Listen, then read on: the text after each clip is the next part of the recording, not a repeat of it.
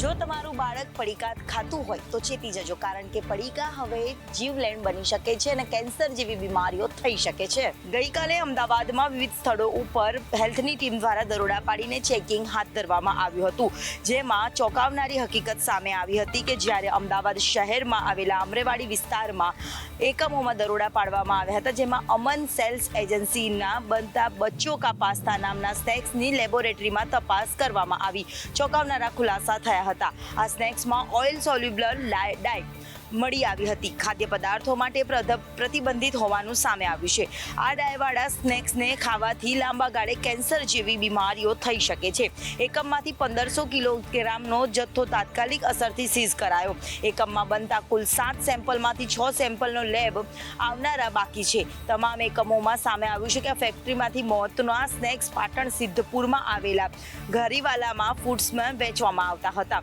જ્યારે ઘણા સમયથી પડીકાનું વેચાણ થતું હતું, ત્યારે 17 જુલાઈએ આવા સબસ્ટાન્ડર્ડ અને જોખમી 75,000 સ્નેક્સના પેકેટ જપ્ત કરવામાં આવ્યા છે, જેની કિંમત અંદાજે 3.75 લાખ જેટલી હતી. આજની બદલાતી લાઇફસ્ટાઇલમાં લોકો બહારના ખાવાના શોખીન હોય છે અને ત્યારે બહારનું ખાવાનું આગ્રહ રાખતા હોય છે, પરંતુ સાવચેત રહેજો, કારણ કે આ તમારા લાંબા ગાળે આંતરડા કે લીવરનું કેન્સર કરી શકે છે.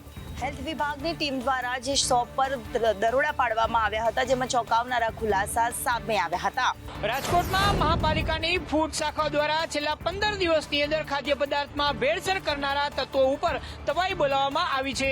રાજકોટ મહાપાલિકા દ્વારા ખાદ્ય પદાર્થમાં ભેળસેળ રોકવા માટે એક્શન પ્લાન જાહેર કરવામાં આવ્યો છે, જેમાં છેલ્લા 20 દિવસની અંદર 1100 કરતા વધુ પેઢીઓની અંદર સઘન ચેકિંગ હાથ ધરવામાં આવ્યું હતું. આ દરમિયાન 310 જેટલી પેઢીઓને નોટિસ ફટકારવામાં આવી છે, જ્યારે ત્રણેય ઝોનમાં મળીને કુલ 28 જેટલી પેઢીઓને સીલ કરવામાં આવી છે. આ ઉપરાંત નિયમોનું ઉલ્લંઘન કરનારા આસામીઓને 7 લાખનો દંડ પણ ફટકારવામાં આવ્યો છે. આશરે 5.5 ટન અખાદ્ય અને વાસી ખોરાકના જથ્થાનો નાશ પણ કરવામાં આવ્યો છે. એક પખવાડિયામાં 1100 કરતા વધુ પેઢીઓમાં ચેકિંગ હાથ ધરાયું હતું. 28 જેટલી પેઢીઓને સીલ કરવામાં આવી છે. સૌરાષ્ટ્રભરમાં ઓછા વરસાદના કારણે ખેડૂતો ચિંતામાં છે. વરસાદની ખેંચ પડતા હવે તંત્ર પણ હરકતમાં આવ્યું છે. રાજકોટ સહિત સૌરાષ્ટ્રની અંદર વરસાદની ખેંચ પડી છે. આ મામલે સર્જાયેલી કપરી પરિસ્થિતિ અંગે ધારાસભ્ય રમેશભાઈ ટીલાળાએ સરકાર અને તંત્રની અંદર રજૂઆત કરી છે. તેમનું કહેવું છે કે રાજકોટ અને સુરેન્દ્રનગર જિલ્લામાં હજુ પણ વાવણી લાયક વરસાદ નથી થયો. તેના કારણે ખેડૂતો અને પશુપાલકો ચિંતામાં મુકાયા છે. આ પરિસ્થિતિને ધ્યાનમાં રાખીને ધારાસભ્યએ કૃષિ મંત્રી જીતુ વાઘાણીની સાથે મુલાકાત કરી હતી અને સૌરાષ્ટ્રમાં તાત્કાલિક ઘાસચારાની પૂરતી વ્યવસ્થા થાય એ પ્રકારની રજૂઆત કરી હતી. સાથે જ ખેડૂતોની સમસ્યાને લઈને રાજ્ય સરકાર ટૂંક સમયમાં ઘાસચારા માટે ડેપો શરૂ કરશે અને જરૂરી રાહત પૂરી પાડશે એવી વાત પણ મીડિયા સમક્ષ જણાવી છે. વરસાદની ખેંચને લઈને રાજકોટના ધારાસભ્યએ પણ કહ્યું છે કે આ મામલે અમે પણ ચિંતિત છીએ અને વહીવટી તંત્રને સરકાર સુધી આ વાત પહોંચાડશું. આરોગ્ય મંત્રી પ્રફુલ પાનસેરિયા આજે સુરત જિલ્લાના કામરેજ ખાતે પીએચસી સેન્ટર પર આકસ્મિક મુલાકાત કરી. સુરત જિલ્લાના આરોગ્ય તંત્રમાં આજે એક મહત્વની ઘટના સામે આવી છે. રાજ્યના રાજ્ય કક્ષાના આરોગ્ય મંત્રી પ્રફુલ પાનસેરિયા આજે અચાનક જ સુરત કામરેજ તાલુકાના ઓણા ગામ ખાતે આવેલા પ્રાથમિક આરોગ્ય કેન્દ્ર એટલે કે પીએચસી સેન્ટર ખાતે ત્રાટક્યા હતા. મંત્રીની આ આકસ્મિક મુલાકાતને લઈને સ્થાનિક આરોગ્ય અધિકારીઓ અને સ્ટાફમાં ભારે દોડધામ મચી જવા પામી હતી. સામાન્ય રીતે સરકારી કચેરીઓમાં સરપ્રાઇઝ વિઝિટ નામે ક્યાંક ગેરરીતિ પકડાય છે, પરંતુ આજે અહીં પરિસ્થિતિ કંઈ અલગ જ જોવા મળી હતી. આરોગ્ય કેન્દ્રની સ્વચ્છતા જોઈ મંત્રી પ્રફુલ પાનસેરિયા પ્રભાવિત થઈ ગયા હતા અને તમામ સ્ટાફનું સન્માન કરવામાં આવ્યું હતું. પહાડ વિસ્તાર લોકોની રજૂઆત હતી કે હાલ ચોમાસાના સમયમાં ડિમોલેશન ન કરવામાં આવે તેમજ સરકારી આવાસ યોજનામાં રહેણાંકની વ્યવસ્થા કરી આપવામાં આવે. મોરબી શહેરના સાવરની પહાડ વિસ્તારમાં રહેતા મોટી સંખ્યામાં રહીશોએ આજે મહાનગર કચેરી ખાતે પહોંચી પોતાની વિવિધ માંગણીઓ સાથે રજૂઆત કરી હતી. રહીશોએ જણાવ્યું હતું કે સાવરની પહાડ વિસ્તારમાં આવેલા આશરે 300થી વધુ મકાનો પર ડિમોલેશનની કાર્યવાહી થવાની સંભાવના હોવાથી હાલની સ્થિતિએ તેને સ્થગિત કરવામાં આવે.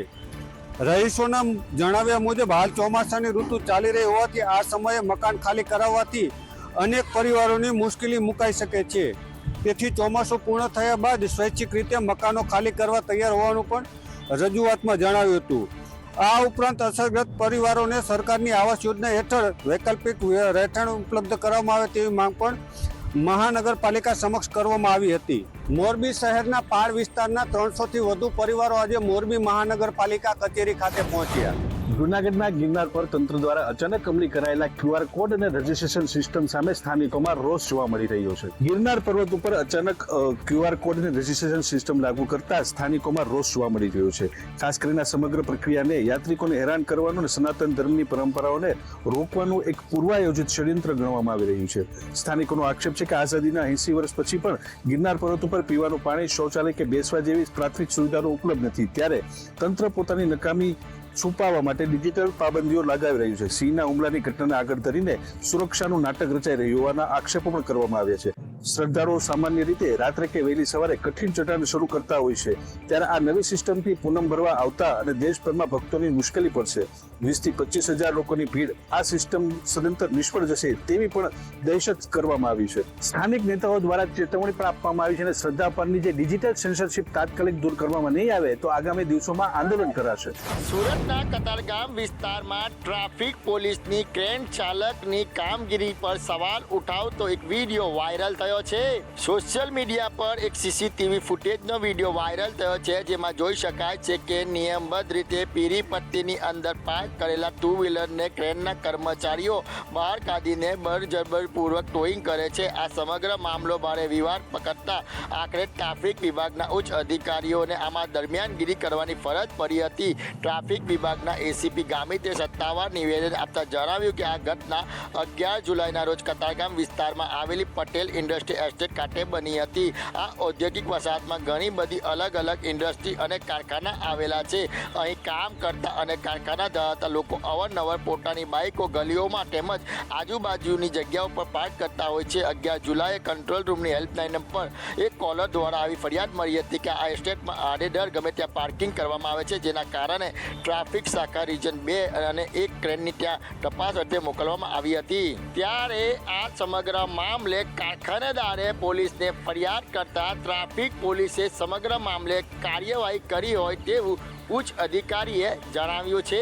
વડોદરાની દીકરી અને ભારતીય મહિલા ક્રિકેટ ટીમની સ્ટાર વિકેટકીપર યસ્તિકા ભાટિયાએ લોર્ડ્સના મેદાન પર સદી ફટકારીને વડોદરાનું નામ અને ભારતનું નામ રોશન કર્યું છે. લોર્ડ્સના મેદાન પર સદી ફટકારનાર ભારતીય મહિલા ક્રિકેટરોમાં પોતાનું નામ નોંધાવનાર યસ્તિકા ભાટિયાનું બરોડા ક્રિકેટ એસોસિએશન દ્વારા ભવ્ય સન્માન કરવામાં આવ્યું. આ પ્રસંગે BCAના ચેરમેન તેમજ યાસ્તિકાના પૂર્વ કોચે તેમને અભિનંદન પાઠવ્યા હતા. યાસ્તિકાએ જણાવ્યું કે આ સિદ્ધિ પાછળ BCA, BCCI, તેમના કોચ અને પરિવારનો સૌથી મોટો ફાળો રહ્યો છે. તેમણે કહ્યું કે લોર્ડ્સની વિકેટ દેખાતી એટલી સરળ ન હતી. પ્રથમ ઇનિંગ દરમિયાન થયેલી પોતાની ભૂલોમાંથી શીખ લઈને બીજી ઇનિંગમાં વધુ આત્મવિશ્વાસ સાથે બેટિંગ કરી હતી. યાસ્તિકાએ એ પણ કહ્યું કે ઇજાગ્રસ્ત થયા બાદ તેઓ થોડા નર્વસ બની ગયા હતા, પરંતુ પૂર્વ ભારતીય ક્રિકેટર કિરણ મોરેએ તેમનું મનોબળ વધાર્યું અને ફરી આત્મવિશ્વાસ સાથે મેદાનમાં પરત ફરવામાં મદદ કરી. આજે તેમની આ સિદ્ધિ સમગ્ર ગુજરાત અને ખાસ કરીને વડોદરાના યુવા ક્રિકેટરો માટે પ્રેરણારૂપ બની છે. યસ્તિકાએ ફટકારેલી સદી એ તેના આત્મવિશ્વાસ અને સંઘર્ષનું પરિણામ છે. दिल्ली के जंतर मंतर पर भूख हड़ताल पर बैठे सामाजिक कार्यकर्ता सोनम वांगचुक को आज दिल्ली पुलिस ने उठा लिया और मेडिकल इमरजेंसी का हवाला देते हुए हॉस्पिटल में एडमिट करा दिया. सोनम वांगचुक को दिल्ली के सफदरजंग अस्पताल में भर्ती कराया गया है. वे पिछले 20 दिनों से भूख हड़ताल पर बैठे थे. उनके स्वास्थ्य में काफी तेजी से गिरावट हो रही थी. दिल्ली पुलिस का कहना है कि ऐसा दिल्ली हाई कोर्ट के आदेश पर किया गया है. सोनम वांगचुक के स्वास्थ्य पर अब अस्पताल के द्वारा लगातार निगरानी रखी जा रही है.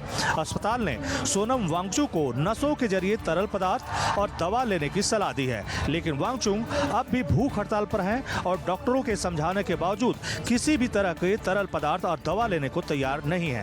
नीट पेपर लीक के मामले में केंद्रीय शिक्षा मंत्री धर्मेंद्र प्रधान के इस्तीफे की मांग करते हुए सोनम वांगचुक ने भूख हड़ताल की शुरुआत की थी.